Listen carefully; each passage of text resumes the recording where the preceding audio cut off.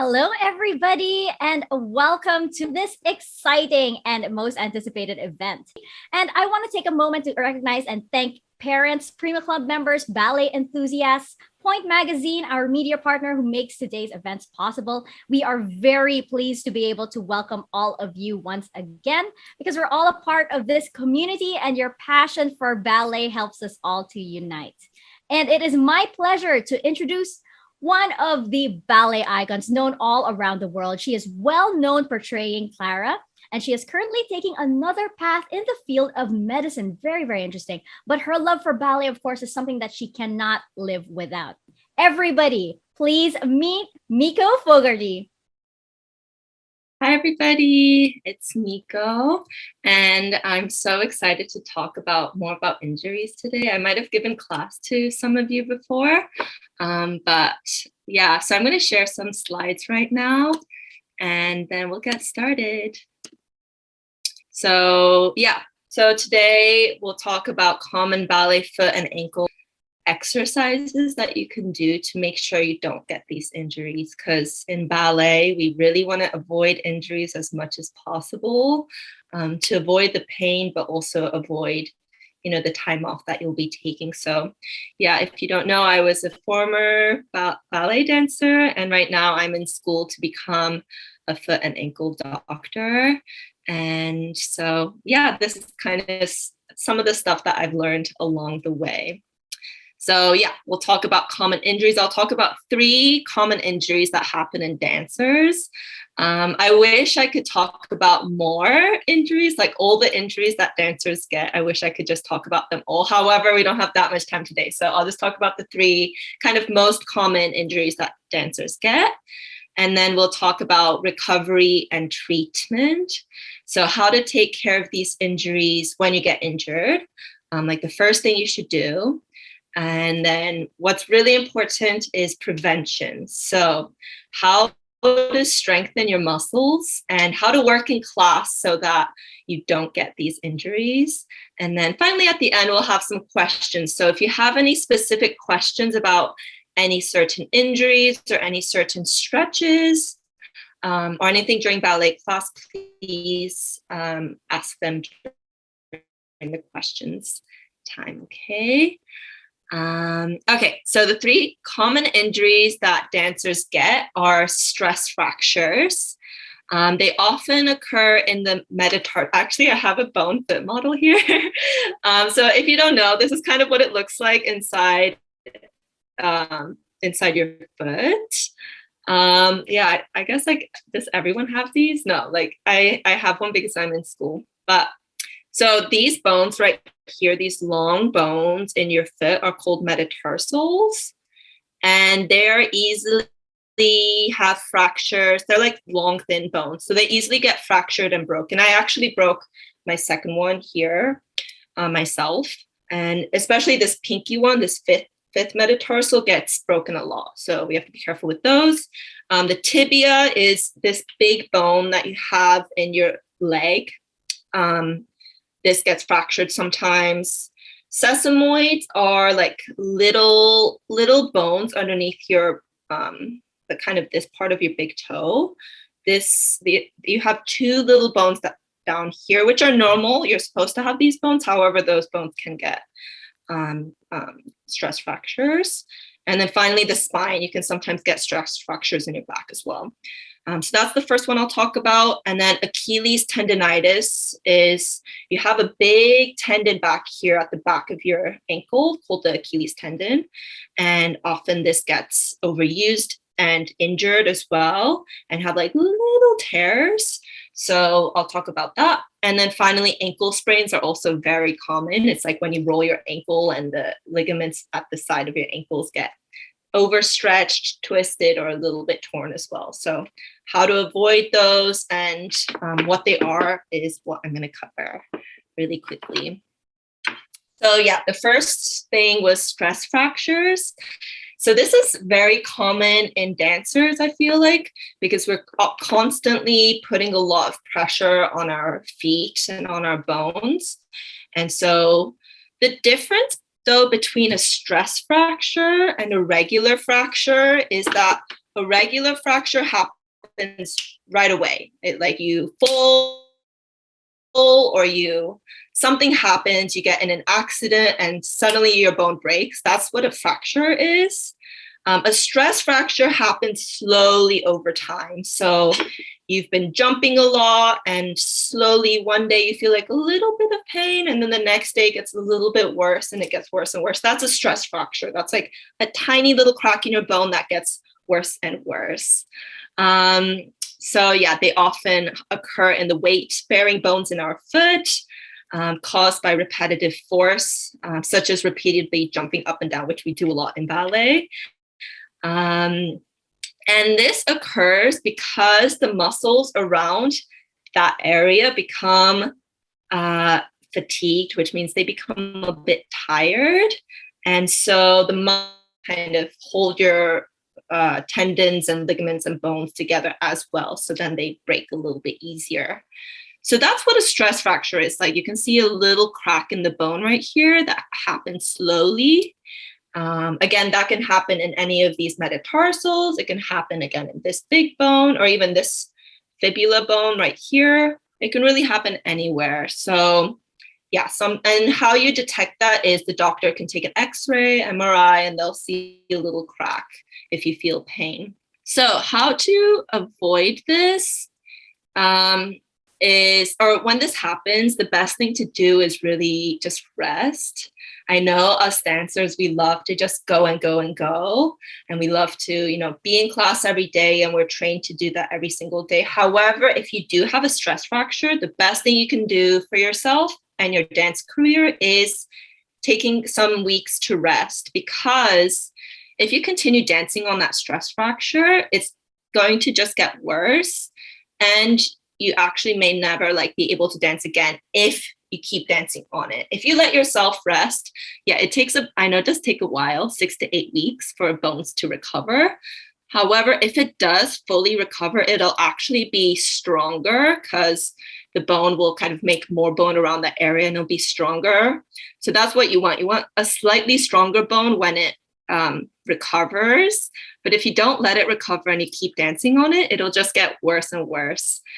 And sometimes, shoe inserts and braces can help with these injuries. When you first find out you have a stress fracture, just please take some time off and let it heal. And then you can have a long dance career again, okay? Because we want to have a long dance career. And I know stress fractures are very annoying to have, but just really the best thing to do is rest.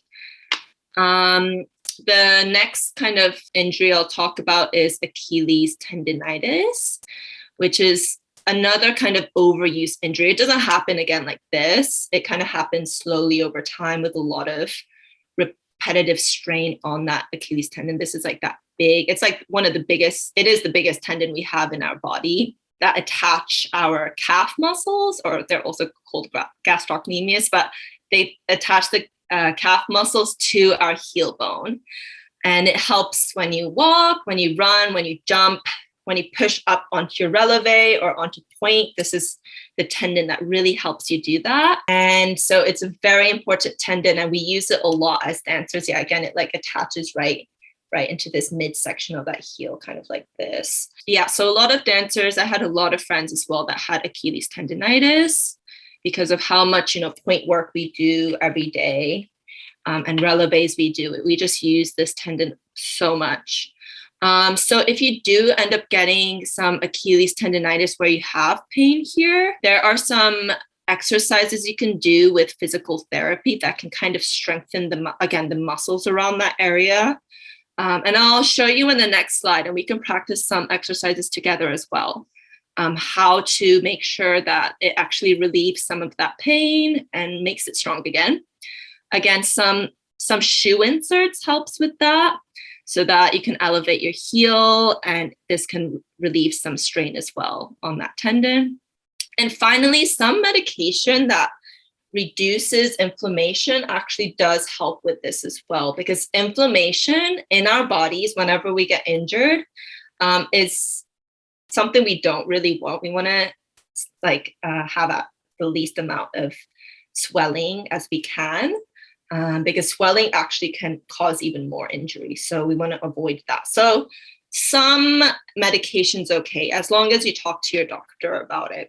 But with any injury that you get, I want to say, make sure you talk to a doctor or a physical therapist and get the best recommendation for your personal injury. Like, I'll give you some tips today, but please also, if you get injured, like, talk to a doctor and find the best treatment for yourself and that injury that you have. One exercise you can do if you have an Achilles issue, but also if you don't have an Achilles issue, is this exercise right here. So you can practice it today, but we can do it on a flat ground if you're at a flat ground. But if you have some stairs or a step, this is the best place to do it in your house, is if you have like a step you can stand on.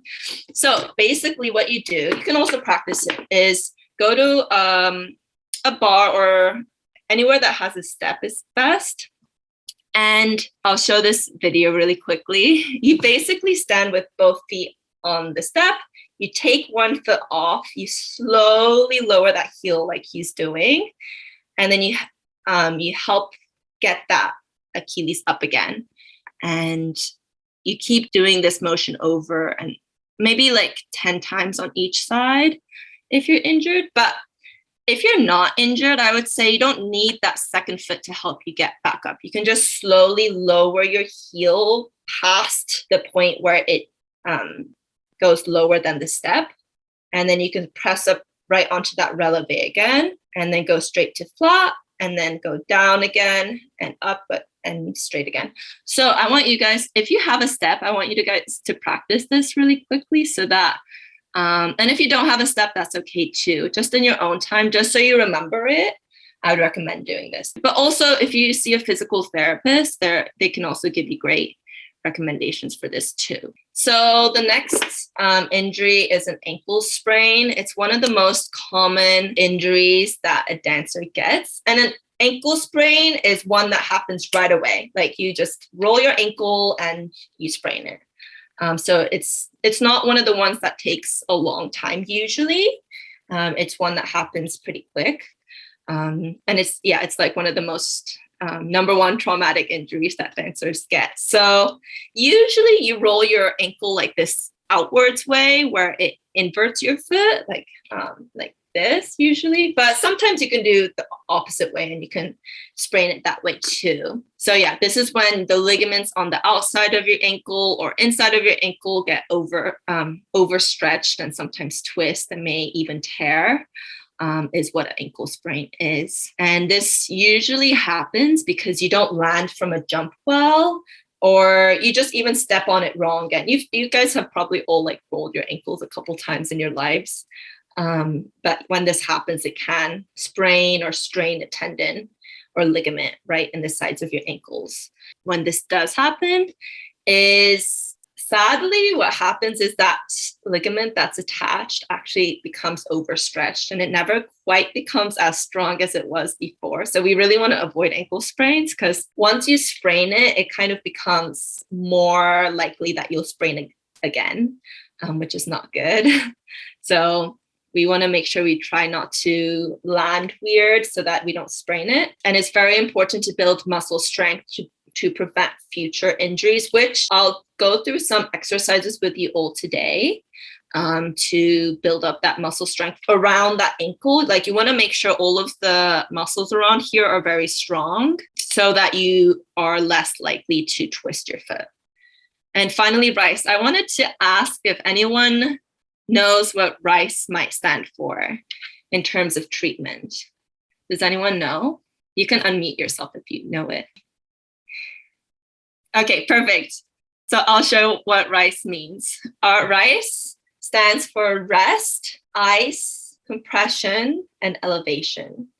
So it's really easy to remember. I love RICE to eat myself, so it's easy to remember what to do. So if you do, this actually helps for ankle sprains, also for the Achilles, also if you fracture a bone. Really, with anything, this usually helps, is RICE. That's what you want to do right away. So rest, again, like, if something very much hurts or gets injured, rest is very important for your body to take the time to heal. Ice helps with inflammation. So the reason why you want to add ice, it helps the inflammation not get too bad. Remember, I was saying earlier that you don't want the inflammation to be really bad when you injure yourself. So ice helps a lot with making sure that that swelling doesn't occur too much and inflammation.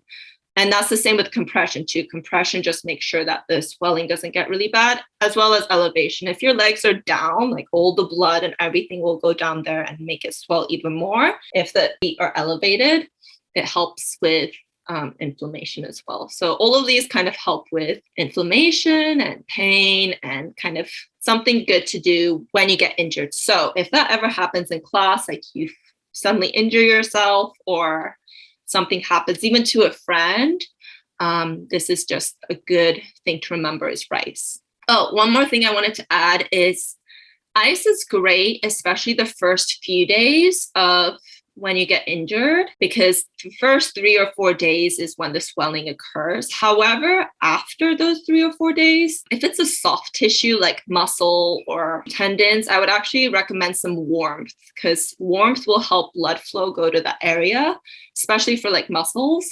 And if you like injure a muscle, warmth is helpful for that. So yeah, ice, especially for the first few days, but then warmth is helpful for soft tissue after those first few days. Okay, so let's all practice some exercises together. The first one we will do is this. It's kind of like a very slow releve with a bar. So I don't know if you guys have a bar or anything close by, you can practice this. And if you do happen to like be able to turn on your camera, like go ahead and do that. What we'll do is you'll face the bar in parallel. We can actually do this with one foot. So just have one foot on the ground and one foot just lifted a little bit. And slowly take like 4 seconds to go all the way up onto your highest releve and 4 seconds to come all the way down in parallel. Yeah, in parallel, exactly. So on one foot, let's do one foot. So let's do like the right foot first. Get all the way up, 4, and all the way down, 3, 4, and all the way up, 3, 4, and all the way down, 3, 4. Let's just do one more. All the way up, 3, 4, and all the way down, 3, 4. Good. And then we'll do the other side. Yes. So switch your foot, and let's do this side. Up, 2, 3, 4, and lower, 2, 3, 4, and up, 2, 3, 4, and lower, 2, 3, 4. Let's do 2 more. 1, 2, 3, 4, and lower, 2, 3, 4, and one more. 1, 2, 3, 4, and lower, 2, 3, 4. Good. So yeah, this is great for strengthening your ankles. I would recommend doing starting with maybe 10 on each side. And then if that's fine, maybe up to 15 on each side slowly. And then you want to do up to 20 on each side. Again, very slowly but surely this will strengthen those ankle ligaments. The next exercise we will do is just walking around on your heels. This strengthens the front of your ankle and the muscles, in this kind of front anterior compartment. So just walk around on your heels, just around your home or your studio. And it might feel weird at first, but this will strengthen the front of your ankles. Yeah, good. Yes, exactly. And then after that, we'll walk on a high releve. Just, walk on a high releve around your room. And this, again, will also strengthen those ankles. Good, perfect. Okay, that's good enough of that. So those are also great for ankle strengthening. The next thing is I want you to grab a towel if you can. Really quickly, just go from the kitchen or wherever, grab a little towel. A dirty one is fine because, yes, that's perfect. Or like a little cloth is fine, or some piece of clothing is all good. And we will do this exercise right here. You can sit down, or you can sit down on the ground, or you can sit down on a chair, whichever is more convenient. Exactly. And what you will do is just pick up the towel with your toe and release, and pick up and release. Just kind of play around with the towel a little bit with your toes. Exactly, Mattia. Yeah, I feel like you know this one. This is really good for strengthening the bottom of your foot, especially like your arch, and keeping that arch lifted. Pick up and release. That's right. That's right. Good, Devlin. And this is with no shoes on, preferably, because it's kind of hard with ballet shoes, but it's okay. You can try that later, Alicia. And then finally is TheraBand exercises. I think some of you probably already know some TheraBand exercises, but you basically you can buy these like on wherever, like usually ballet stores, or online. You can find TheraBands. They're like this stretchy material. And I buy like the thick ones. And there's different resistances. So I think, yeah, like yellow's the lightest one and gray's the heaviest one. And I have the blue one here, which is kind of in the middle. Yeah, you can basically wrap this band around your foot, just like this person is doing in the photo, and slowly point your foot and slowly flex. I would do this 25 times on each foot. Up to 25. So if you get a little bit tired, I would start with maybe 10 and then build up to 15 after a couple weeks, then to 20 and then 25. And then what you can also do is you wrap your band around your foot and then grab both of those sides and wrap it like, I don't know if I can show you guys. Basically, yeah, you wrap, I'll use my little skeleton. 1 second. So you wrap it around your foot like this, right? And then you put your other foot like right here, and then you pull out your right foot out and in like that. So that will help with the outer muscles. Yeah. So Davlin, so just put it around one foot and then grab both of the pink things and bring both of the pink things around the second foot. Yeah, both of them. So the right one as well, around the second foot. Kind of. So you take your foot and then you grab both of them like this, right? And then you put both of them around behind the second foot. And then you bring out your leg. Yeah, exactly. Put it around there and then grab both of them and bring both of them around the second foot. Yes, there you go. That's right. And then you actually bring your foot to the right, away from the second foot. Slowly keep it flexed and pull it away. And you can open your legs just a little bit. Yeah, and you slowly bring it away and slowly close. That's right. Do that with the other foot too. So those are just a couple TheraBand exercises. You can also find more on YouTube that are helpful. But that really strengthens your ankles as well and helps to prevent, spraining your ankle and all of that stuff. Okay. And if you do it like outwards, you also want to do it inwards. So you want to kind of wrap your foot and kind of put it away, like maybe next, like around like a chair or like a bed pole or something, or like a staircase or something like that. So you want to kind of make sure that you go outways and also inways, and you strengthen both sides. Okay, but yes, that's some exercises you can do with a TheraBand that are helpful. We can kind of go back to talking really quick. Is how do you know if pain is from an injury? So, with ballet, we're very used to pain. We stretch every day. Even just wearing point shoes is pretty painful itself. So we're used to pain. So how do we know if pain is just like normal ballet, or if it's really an injury that you have to seek medical attention? So in most cases, the pain you experience after dancing is muscle soreness.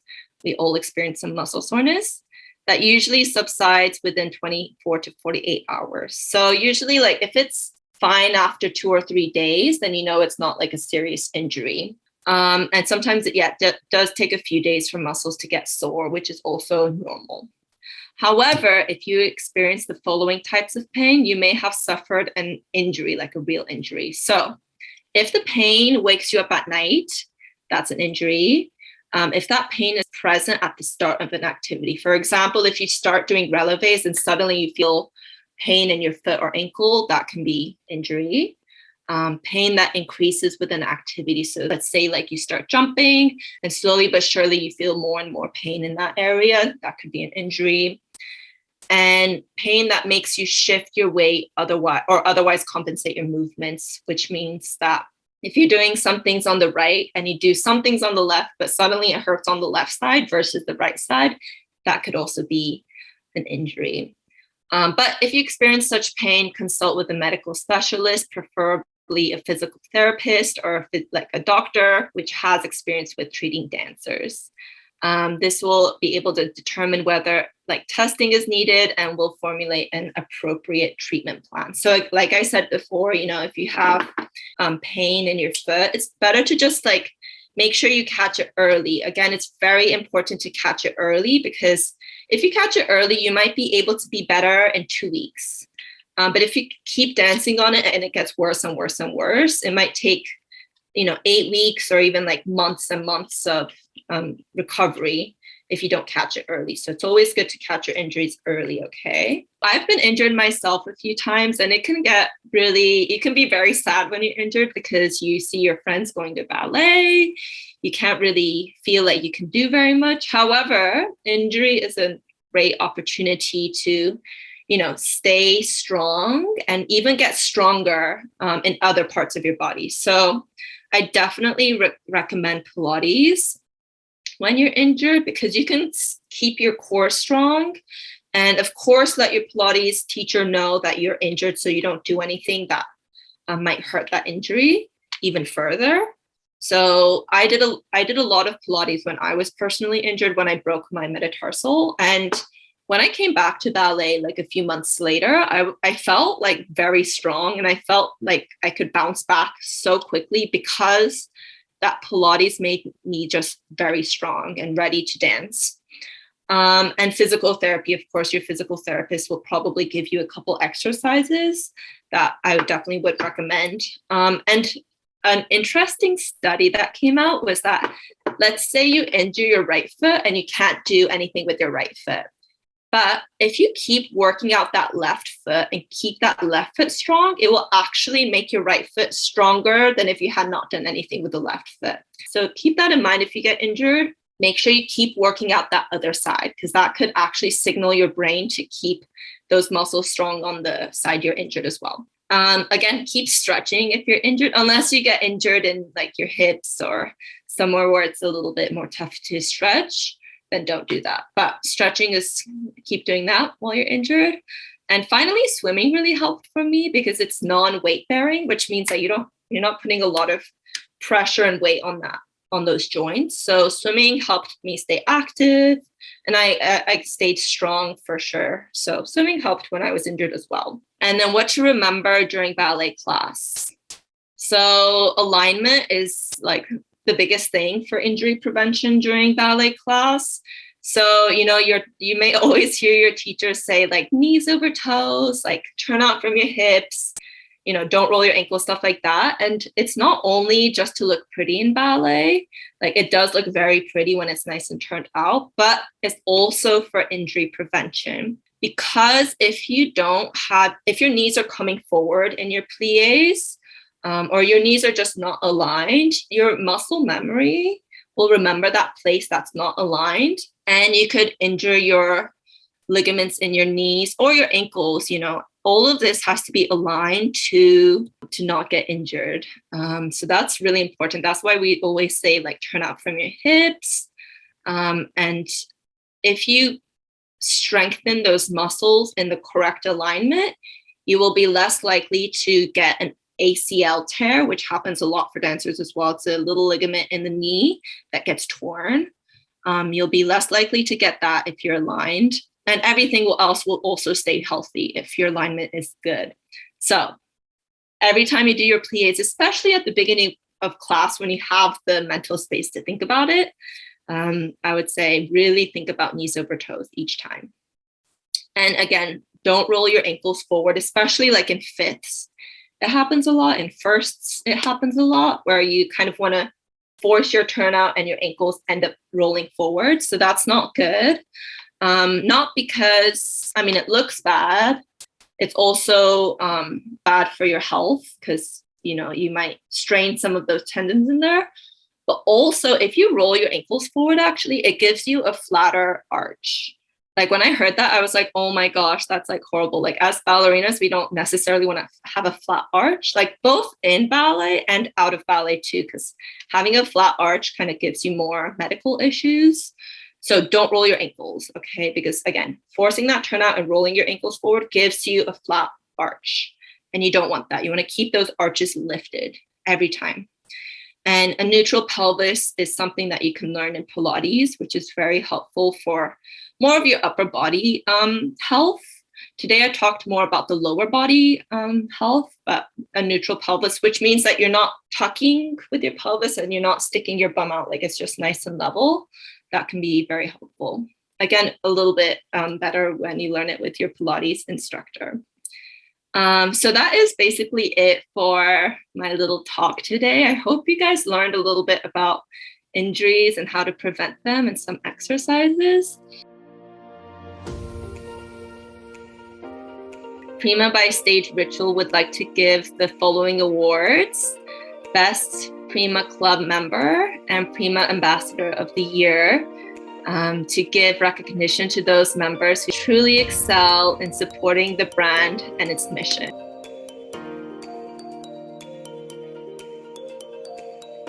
The Prima Ambassador of the Year is given to one in recognition of their outstanding contributions to one or more of the following areas: societal impact, service to Prima Club, community, leadership, and promotion of talent career pool.